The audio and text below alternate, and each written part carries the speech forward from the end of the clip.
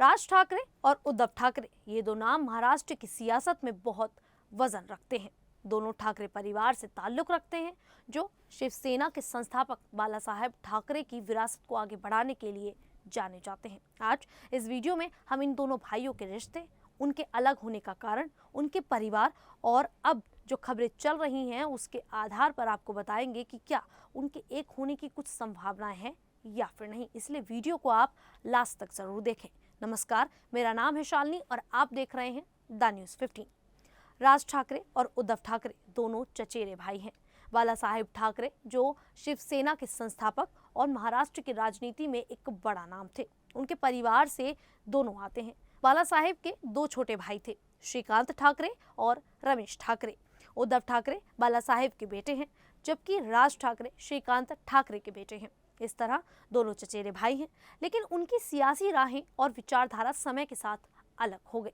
दोनों का बचपन और जवानी एक साथ बीती। वे एक ही परिवार का हिस्सा थे और शिवसेना के शुरुआती दिनों में दोनों ने मिलकर काम भी किया। खासकर राज ठाकरे को बाला साहेब का बहुत करीबी माना जाता था। उनकी तेजतर्रार शैली और जोशीले भाषण ने उन्हें शिवसेना में लोकप्रिय चेहरा बनाया था, लेकिन बाद में कुछ कारणों से उनके रास्ते अलग हो गए, जिनकी वजह से महाराष्ट्र की सियासत में एक बड़ा बदलाव आया। राज ठाकरे और उद्धव ठाकरे के अलग होने का कारण पारिवारिक और सियासी विवाद की कहानी है, जो 2005 और 2006 में सामने आई, लेकिन इसकी जड़ें 1990 के दशक में ही पड़ चुकी थी। शिवसेना की स्थापना 1966 में बाला साहेब ठाकरे ने की थी, जिसका मकसद मराठी अस्मिता और हिंदुत्व को बढ़ावा देना था।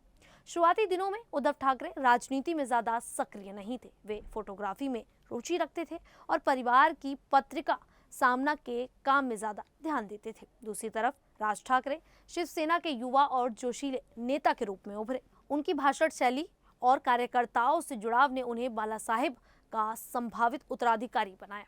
1995 में शिवसेना बीजेपी गठबंधन महाराष्ट्र में सत्ता में आया। इस दौरान उद्धव धीरे धीरे राजनीति में सक्रिय होने लगे। बाला साहेब ने उद्धव को पार्टी के कामकाज में शामिल करना शुरू किया, जिससे राज ठाकरे को लगने लगा कि उनकी भूमिका कम हो रही है। ये वो समय था जब दोनों भाइयों के बीच मतभेद शुरू हुआ। 2003 में बाला साहेब ने उद्धव को शिवसेना का कार्यकारी अध्यक्ष नियुक्त करने का फैसला किया। ये फैसला राज ठाकरे ने ही प्रस्तावित किया था, लेकिन यह उनके लिए एक भावनात्मक झटका था। कई कार्यकर्ताओं और नेताओं को लगता था कि राज ठाकरे, जो बाला साहेब की तरह जोशीले और आक्रामक थे, पार्टी की कमान संभालने के लिए ज्यादा उपयुक्त थे। लेकिन बाला साहेब ने अपने बेटे उद्धव को चुना। 2005 तक राज ठाकरे को लगने लगा कि उद्धव के नेतृत्व में उनकी भूमिका सीमित हो रही है। उन्हें लगता था कि पार्टी में उनके समर्थकों को नजरअंदाज किया जा रहा है और उनकी बात को महत्व नहीं दिया जा रहा। 18 दिसंबर 2005 को राज ठाकरे ने शिवसेना छोड़ने का ऐलान किया। यह महाराष्ट्र की सियासत में एक बड़ा झटका था। 2006 में राज ठाकरे ने अपनी नई पार्टी बनाई, महाराष्ट्र नवनिर्माण सेना।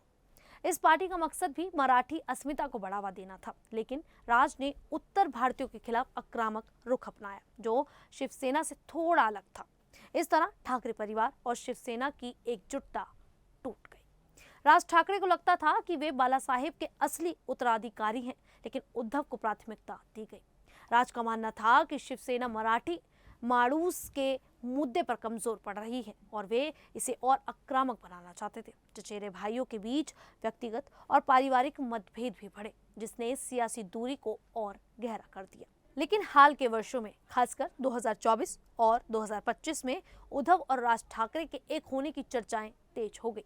इसका कारण सियासी मजबूरी, मराठी अस्मिता का मुद्दा और ठाकरे परिवार की विरासत को बचाने की कोशिश है। 2024 के महाराष्ट्र विधानसभा चुनाव में उद्धव की शिवसेना को 20 सीटें मिली, जबकि राज की एमएनएस एक भी सीट नहीं जीत पाई। राज के बेटे अमित ठाकरे भी मुहिम सीट हार गए। दोनों पार्टियों को लग रहा है कि मराठी वोटों का बंटवारा उनकी हार की वजह बना। एकजुट होने से वे बीजेपी और एकनाथ शिंदे की शिवसेना के खिलाफ मजबूत हो सकते हैं। 2025 में महाराष्ट्र सरकार ने स्कूलों में हिंदी को तीसरी भाषा के रूप में अनिवार्य करने की नीति लाने की कोशिश की।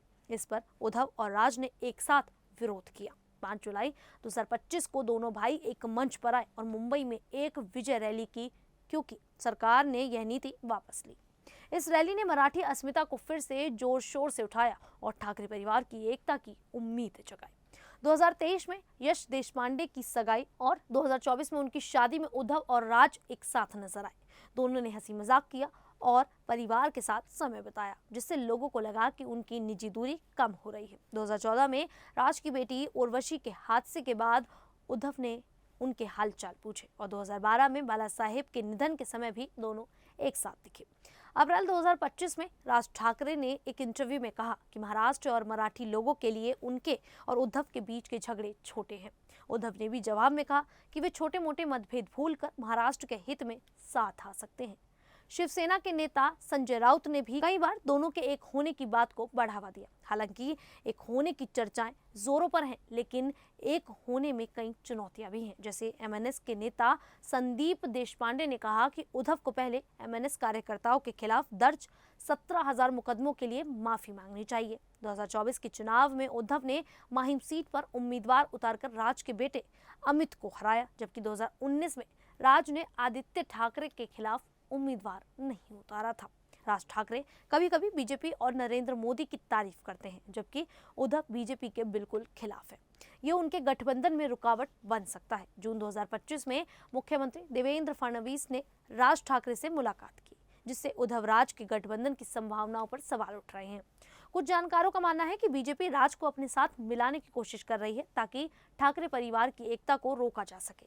उद्धव की पार्टी एमवीए गठबंधन कांग्रेस और शरद पवार की एनसीपी के साथ है, लेकिन कांग्रेस ने 5 जुलाई की रैली से दूरी बनाई क्योंकि वे गैर मराठी वोटों को नाराज नहीं करना चाहते।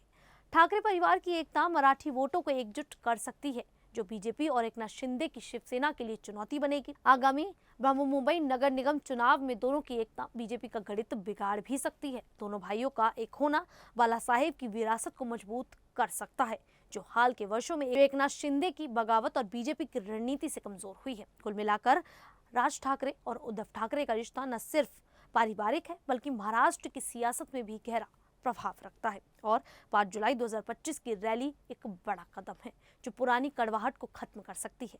अगर दोनों भाई पूरी तरह से एक हो जाते हैं तो यह महाराष्ट्र की राजनीति में बड़ा बदलाव ला सकता है। मराठी वोटों की एकजुटता और ठाकरे परिवार की ताकत बीजेपी और शिंदे गुट के लिए चुनौती बन सकती है, लेकिन यह रास्ता आसान नहीं होगा, क्योंकि सियासत में रिश्ते और रणनीति दोनों ही बहुत मुश्किल होती हैं। खैर, आप लोगों को क्या लगता है कि राज ठाकरे और उद्धव ठाकरे एक हो सकते हैं या फिर नहीं? आप हमें कमेंट करके जरूर बताइएगा। अभी के लिए इतना ही, फिर हाजिर होंगे ऐसे ही देश और दुनिया से जुड़ी बड़ी खबरों के साथ। तब तक के लिए देखते रहिए द न्यूज़ 15।